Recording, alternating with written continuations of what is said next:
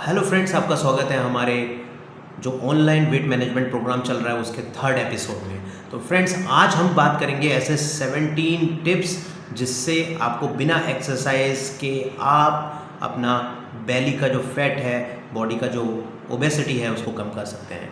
तो आइए जानते हैं ऐसे 17 टिप्स के बारे में।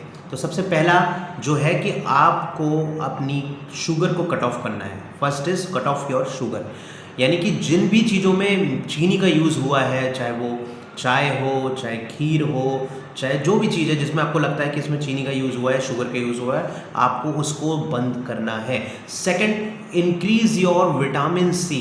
विटामिन सी जिनमें ज़्यादा पाया जाता है, जैसे आंवला हो गया, नींबू हो गया, संतरा हो गया, मौसम्बी हो गई, अनानास हो गया, जिसमें भी विटामिन सी की मात्रा ज़्यादा है, उसका आपको यूज़ करना है। That will help to cut off your belly fat.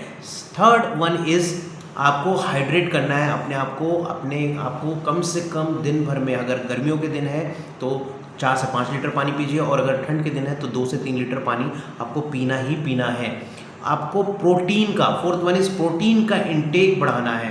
जितना ज़्यादा प्रोटीन लोगे उतना ज़्यादा आपका अंदर मसल्स तो गेन होगा, बट आपका फैट कम होता चला जाएगा ना। Fifth one is avoid starchy food.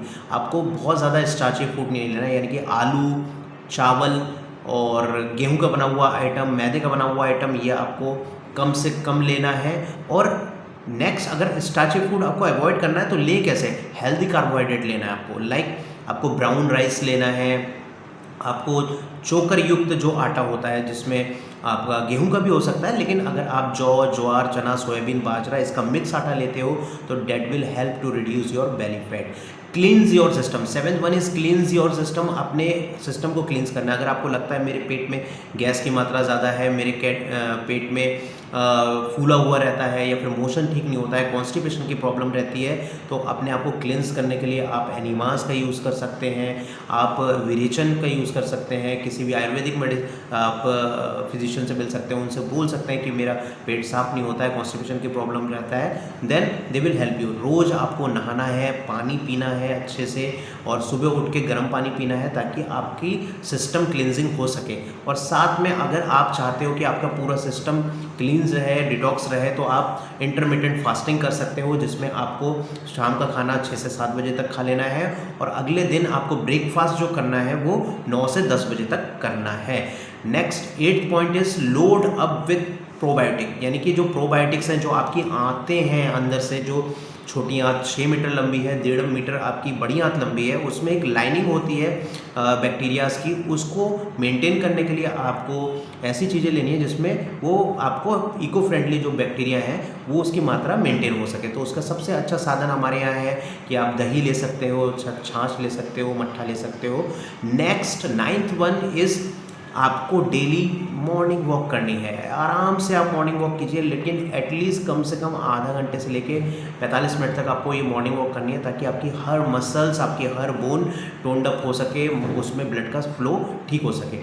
10th one is get right posture on standing. जब भी हम खड़े होते हैं या बैठते होते हैं, जितने भी ओबेस पर्सन आपने देखे होंगे, उनको एक तरीका होता है, वो लोग पेट आगे निकाल करके खड़े होते हैं। That is a wrong posture. इससे आपका और वेट बढ़ना स्टार्ट हो जाता है। आपको अपनी रीढ़ की हड्डी को सीधे रखना है, और जितना हो सके आपको स्ट्रेट बैठना है। अपने जो रीढ़ की हड्डी को सीधा होके खड़ा होना है, या फिर बैठना भी है तो सीधा होके।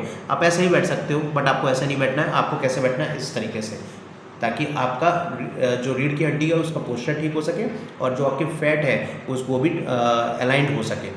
Next one is sleep well and D stress. अगर आपको अच्छे से नींद लेनी है, आपको डी स्ट्रेस होना है, आपको कोई मेडिटेशन लगा करके, आप अपने आप का स्ट्रेस लेवल ज़्यादा है, आपके ऑफिस में, आपके काम में स्ट्रेस ज़्यादा रहता है, तो आप मेडिटेशन करके अपने आप को डी स्ट्रेस कर सकते हो। कम से कम 6 घंटे की नींद आपको लेनी ही लेनी है।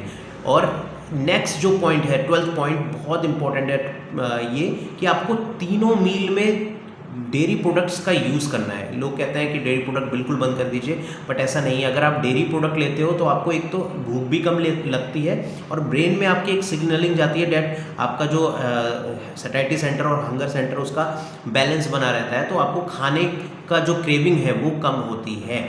Next point is very important, 13 tips is eat right. आपको क्या खाना है क्या नहीं खाना है। कई लोग करते हैं क्या है, बहुत अच्छे से अपना सारा मैनेज करते हैं डाइट, बट ऐसी चीज़ खा लेते हैं जो कि पैक्ड होती है, प्रिजर्वेटिव उसमें यूज़ होता है। जितने भी पैक्ड चीज़ें हैं, जो भी प्रिजर्वेटिव चल रहे हैं, उसमें बहुत ज़्यादा मात्रा में शुगर और नमक का यूज़ होता है, और दोनों ही चीज़ें आपके लिए हार्मफुल हैं।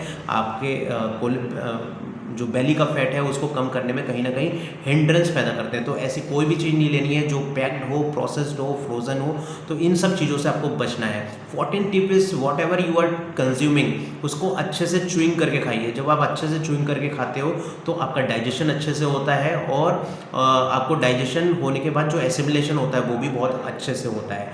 15th tips is very important, consume negative calorie food item.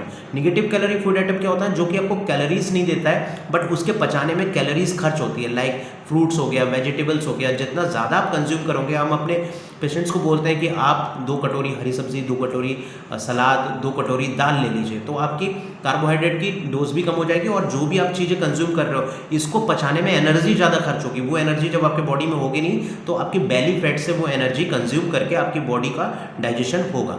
16 tip is very important, balance yourself with supplements. कौन से सप्लीमेंट्स? 2 ऐसे सप्लीमेंट्स हैं जिसको आपको लेने ही पड़ेंगे अगर आपके बॉडी में उस चीज़ की कमी है, तो बेली का फैट अच्छे से नहीं कम होता। सबसे पहला vitamin B complex and calcium.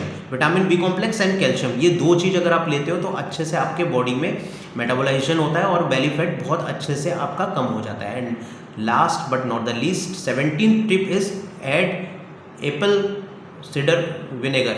Apple cider vinegar आपको यूज़ करना है। इससे क्या होगा, आपके बॉडी के अंदर डाइजेशन अच्छे से होगा। आपके जो बेली फैट है उसको ग्लोबलाइज करने के लिए इसके अंदर जो केमिकल्स होते हैं वो बहुत फ़ायदा करते हैं। तो दीज आर द 17 टिप्स जो कि अगर आप यूज़ करते हो तो without exercise, without any effort, आपका बेली फैट कम होना स्टार्ट हो जाता है। एंड लास्ट एक और टिप्स देना चाहूँगा, जब आपका बेली का फैट कम होने लगे तो आपकी स्किन लूज़ हो जाती है, तो आप मसाज करना ज़रूर शुरू कर दीजिए, वरना आपकी जो स्किन है वो लूज़ हो जाती है और वहाँ पे देखने में अच्छा नहीं लगता है। तो ये 17 टिप्स मैं उम्मीद करता हूँ अगर आप अपने डे टू डे लाइफ में इसको लागू करोगे तो आपके बहुत जल्दी अच्छे परिणाम आने लगेंगे, आपका बेली फैट कम होने लगेगा। Thank you so much.